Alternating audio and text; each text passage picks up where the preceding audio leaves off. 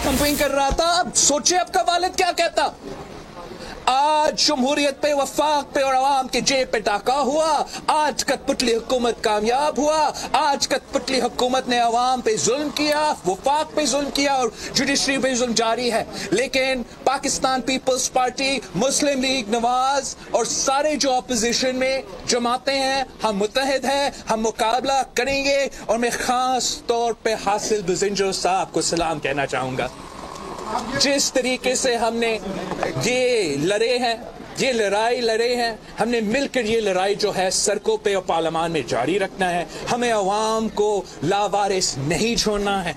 इस वक्त में सख्त मुश्किलात का सामना करना है। इस बात के साथ में मौलाना साहब। बिस्मिल्लाहिर्रहमानिर्रहीम। जिस तरह अपोजिशन लीडर मियां शहबाज शरीफ साहब ने और बिलावल भुट्टो साहब ने आपके सामने अपनी गुजारिशात पेश की, यकीनन आज एक सियाह दिन है पाकिस्तान के लिए। अपोजिशन ने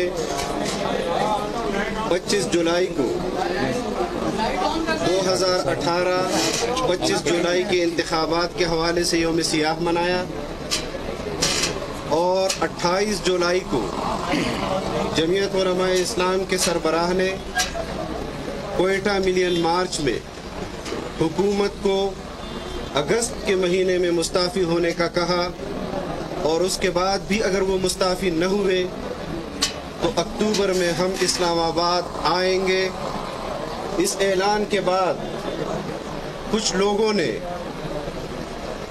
हमारी क़यादत के इस स्टेटमेंट को आईन के साथ गद्दारी के मुर्तकिब करार देने की कोशिश की, लेकिन आज सेनेट के अंदर जिस किस्म की हॉर्स ट्रेडिंग की गई, पूरी कौम पर नहीं पूरी दुनिया पर वाज़े हो गया कि हम जमहूरियत की बका की जंग लड़ रहे हैं, हम इस्लाम की जंग लड़ रहे हैं।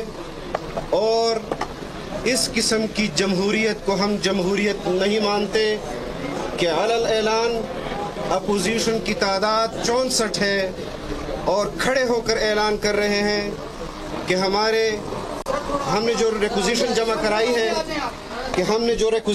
कराई है उस पर हम पार्टी के साथ और अपोजिशन मुत्तहिदा अपोजिशन वो बैक आवाज़ है चेयरमैन सेनेट के ख़िलाफ़। लेकिन जब